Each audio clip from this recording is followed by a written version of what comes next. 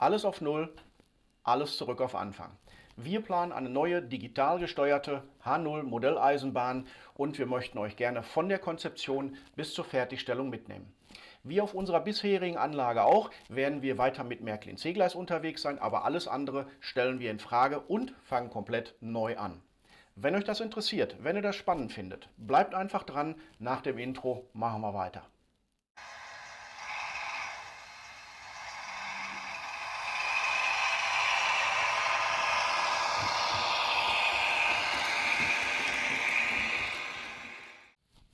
Ja, willkommen zurück zum Video und schön, dass ihr wieder dabei seid. Ja, wir hatten im letzten Jahr mit ziemlich viel Unzufriedenheit bezüglich unserer Bestandsmodellbahnanlage zu kämpfen. Teile davon sieht man ja auch noch hier hinter mir. Und daraus sind ja auch Ideen geboren, die sich aber bei näherer Betrachtung als nicht wirklich nachhaltig oder sinnvoll umsetzbar herausgestellt haben. Über einiges davon haben wir ja hier auch bei YouTube schon berichtet. Geholfen hat letztendlich etwas Abstand zum Thema. Wir haben uns ein gutes halbes Jahr, war vielleicht sogar 8 Monate lang, gar nicht mehr mit dem Thema Modellbahn beschäftigt. Und naja, bekannterweise liegt in der Ruhe die Kraft, aber wir sind dann wieder quasi bei Null angefangen und haben dann definiert, was wir wollen, vor allem aber auch, was wir können. Ja, und das daraus entstandene Konzept verfolgt eine eiserne Maxime in Anführungszeichen, und das ist die limitierte Anlagengröße, die sich aus dem zur Verfügung stehenden Raum, den wir hier einfach haben, und der notwendigen Zugänglichkeit der Anlage entsprechend ergibt. Ich kriege halt nicht mehr durch Schlüssellöcher. Ich meine nicht, dass ich das früher mal konnte, aber heute geht es definitiv nicht mehr, und damit war eigentlich klar, egal was passiert, egal was wir machen, das muss hier in die vorgesehenen Abmessungen passen, sonst macht es keinen Sinn. Ja, zuerst stand natürlich erstmal wie immer eine Wunschliste an. Ne? Was wollen wir eigentlich, was muss diese Anlage eigentlich enthalten? So, und wie ihr im Bild eingeblendet seht, unsere Wunsch- und Anforderungsliste, ne? Also ein Hauptbahnhof mit Zug- und Bahnstartlänge von 1,40 Meter. Ne? Der Hintergrund ist, dass unser Doppelstock Intercity da auch halten kann und das nicht irgendwie so gedrungen aussieht. Wir haben uns weiterhin gesagt, wir hätten ganz gerne mindestens eine, vielleicht sogar 2 lange Paradestrecken, damit man wirklich auch Züge mal lang fahren sehen kann. Das wäre auch noch mit ein Punkt. Dann war natürlich ganz wichtig, weil wir die Züge nicht immer auf der Anlage rauf und runter holen wollten, dass wir Abstellmöglichkeiten für 10 bis 12 Zuggarnituren irgendwie hinbekommen. Dazu natürlich ein kleines Betriebswerk, auch noch mit der einen oder anderen Abstellmöglichkeit für Lokomotiven. Das Ganze soll für Diesel sein, also keine Kohle und auch nichts, was unter Strom ist. Dann haben wir gesagt, wir hätten ganz gerne noch eine Nebenbahn mit Güterverladung oder eine Gewerbeanbindung. Dann soll die Hauptstrecke elektrifiziert sein, also eine Oberleitung muss her. Und wir wollen natürlich die Anlagen- und Steuerungstechnik updaten, Hardware- sowie Softwareseitig. Dazu habe ich auch schon mal ein Video gemacht. Das verlinke ich euch hier oben im Video oder auch unten in der Videobeschreibung. Wenn ihr mögt, dürft ihr da auch gerne nochmal reinschauen. Ja, ansonsten stand noch auf der Liste, dass wir Arbeits- und Bastelmöglichkeiten vorhalten wollen. Das ist in der Vergangenheit auch zu kurz gekommen. Das hat immer hier an dem Bedientisch stattgefunden. Das war nicht optimal. Das soll definitiv jetzt auch anders werden. Und wie gerade schon gesagt, die Zugänglichkeit der Anlage von allen Seiten soll gewährleistet sein. So, das liest sich natürlich erst schon mal gut und ne, da ist fast alles enthalten, was das Modellbahnerherz so wünscht. Aber wenn wir uns dann allerdings unser Modellbahnzimmer, und das ist hier hinter mir eingeblendet, und die sich daraus ergebenden Limitierungen ansehen, dann wird schnell klar, dass wohl nicht alles, was da auf der Wunschliste so steht, auch 1:1 umsetzbar ist. Und herausgekommen ist das gezeigte Konzept, also das Anlagenkonzept in unserem Zimmer hier. Das ist eine L-Anlage, also sieht man schön auf dem Bild.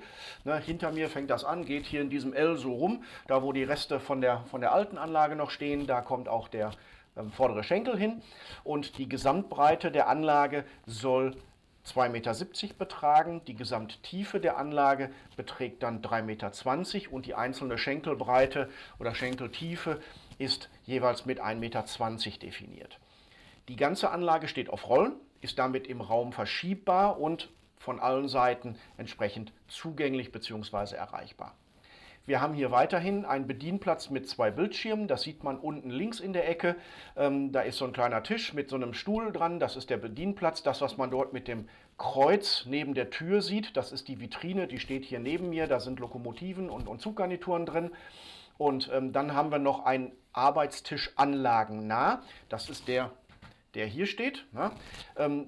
Da kann man mal ein paar Sachen machen, die irgendwie elektrisch mit der Anlage zusammenhängen, mal einen Decoder programmieren, weiß ich nicht, eine Teststrecke, was auch immer notwendig ist. Und dann gibt es noch einen Arbeits- und Basteltisch anlagenfern. Den sieht man auf dem Bild, steht der rechts neben der Tür, das ist auf dieser Seite. Und da soll, weiß ich nicht, da können Gebäude gebaut werden, da kann gelötet werden und all sowas. Das heißt also, das stört dann auch nicht unbedingt im tagtäglichen Betrieb, wenn man hier mit der Anlage einfach mal fährt. So, und weiter war ein Punkt, oder beziehungsweise haben wir jetzt sichergestellt, dass Fenster und Türen zugänglich sind und normal geöffnet werden können. Da hatte ich immer die Diskussion mit meiner Frau, wer da hinten eigentlich die Fenster putzt.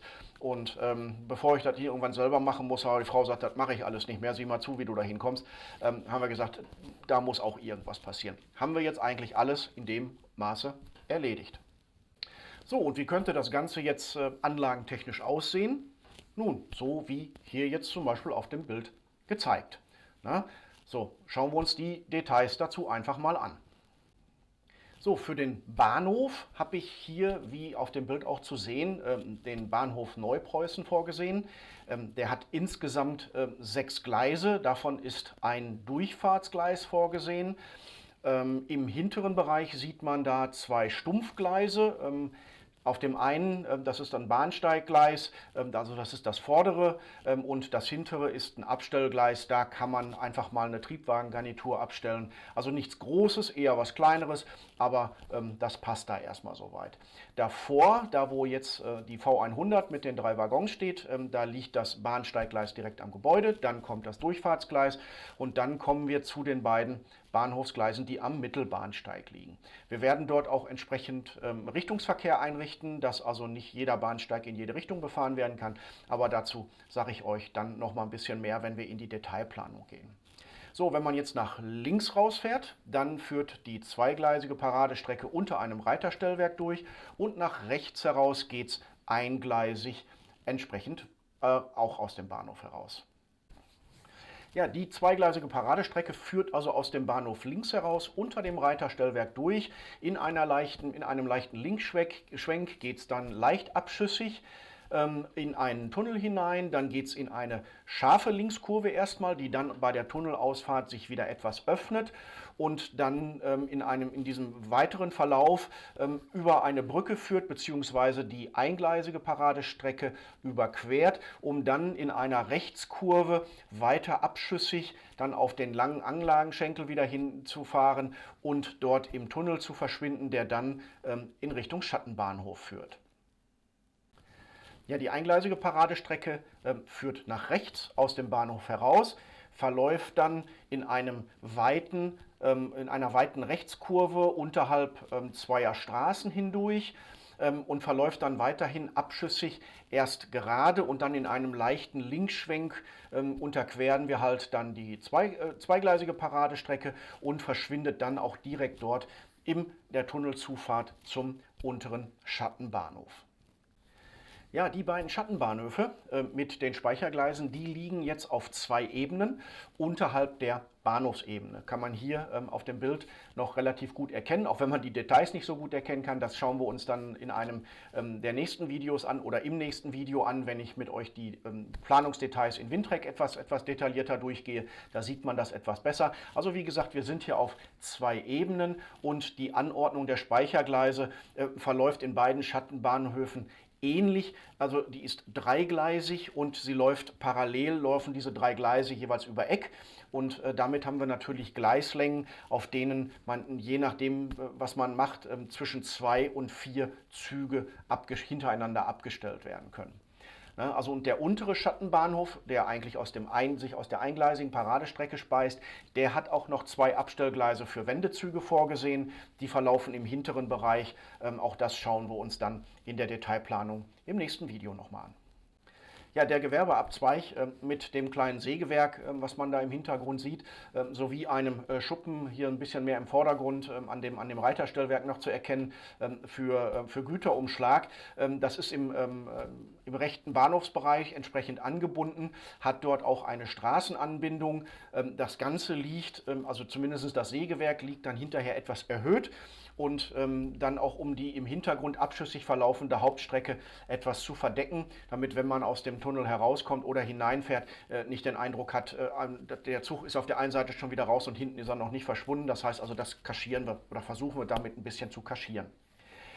Das Sägewerk würde ich ganz gerne weiterverwenden, weil ich es einfach auch schon auf unserer Bestandsanlage aktuell habe und ich das eigentlich ganz nett finde.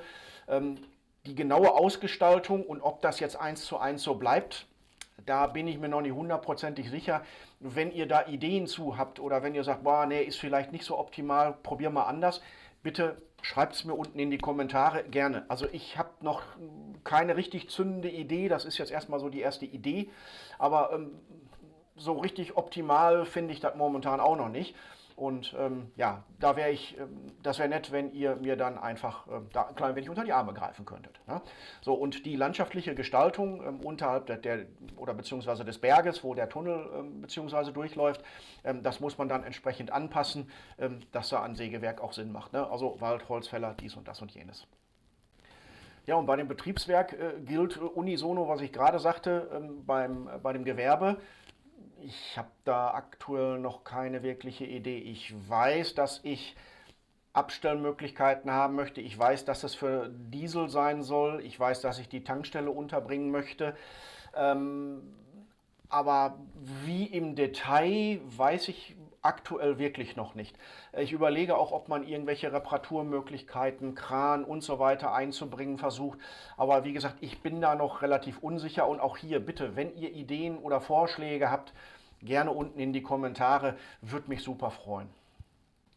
Ja, und das gilt natürlich hier ganz allgemein.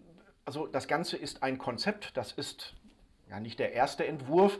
Also ich glaube, der Bahnhof, die Paradestrecken sowie auch die Schattenbahnhöfe, da bin ich schon relativ klar, aber auch nichtsdestotrotz, auch wenn ihr grundsätzlich Ideen habt, wie man das verschönern, verbessern kann, bitte lasst es mich einfach wissen.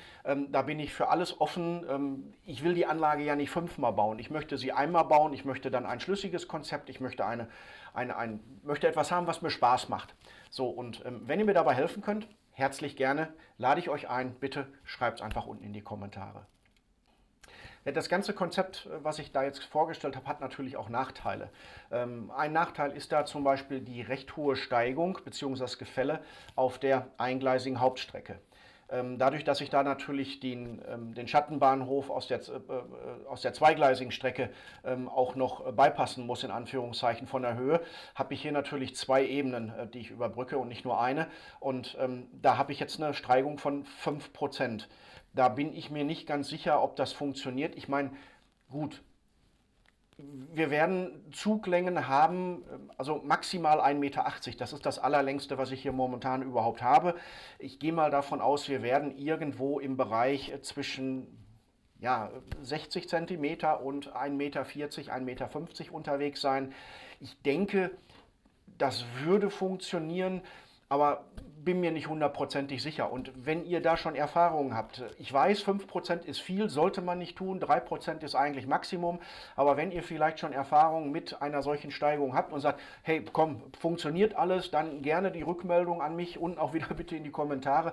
Oder wenn ihr auch die Erfahrung gemacht habt, nee, geht gar nicht, da bleibt alles stehen und du hast Probleme, dass dir, weiß ich nicht, im Talverkehr dann plötzlich die Garnituren da aufeinander rauschen und die Kupplungen auseinanderfliegen.